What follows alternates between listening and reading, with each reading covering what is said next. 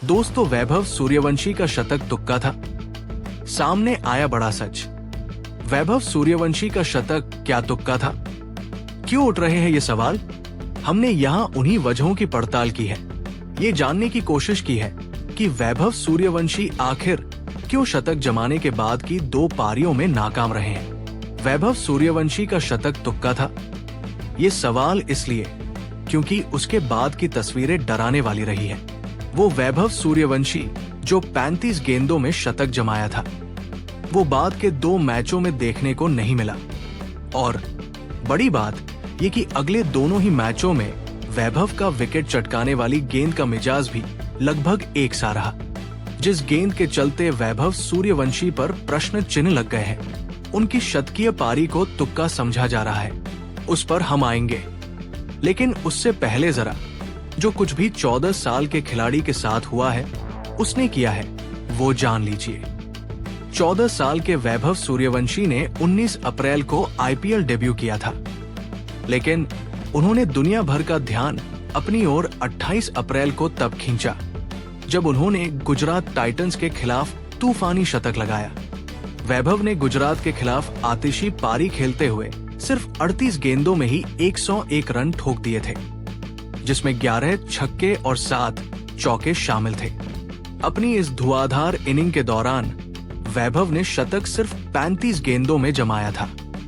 ऐसा कर वो आईपीएल में शतक लगाने वाले सबसे तेज भारतीय बने थे।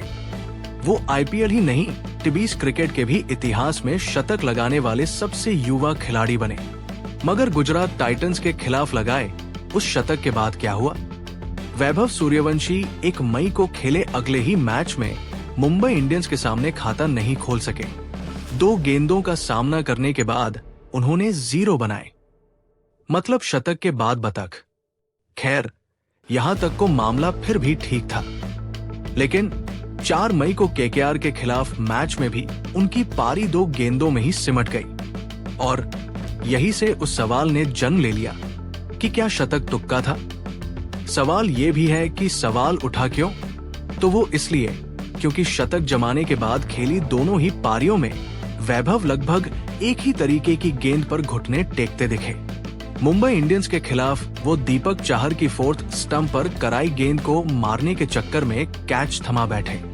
ठीक वैसे ही कोलकाता के खिलाफ वैभव अरोड़ा की आउटस्विंगर उनके डगआउट लौटने की वजह बन गई। मतलब शतक के बाद अगले दोनों ही मैचों में बाहर की गेंदों से छेड़छाड़ वैभव को भारी पड़ गया।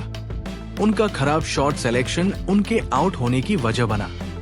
शतक तुक्का थी या नहीं, वैभव के सामने उसका जवाब देने के लिए अभी भी 2 मुकाबले हैं। राजस्थान को अगले 2 मैच सीएसके और पंजाब किंग्स से खेलने हैं। उम्मीद यही है कि पिछली 2 पारियों में जिस तरह के शॉट सिलेक्शन उनसे देखने को मिले हैं, वैसे नजर न आए और वो वही तूफानी वैभव सूर्यवंशी की तरह नजर आए जो गुजरात के खिलाफ खेलते दिखे थे।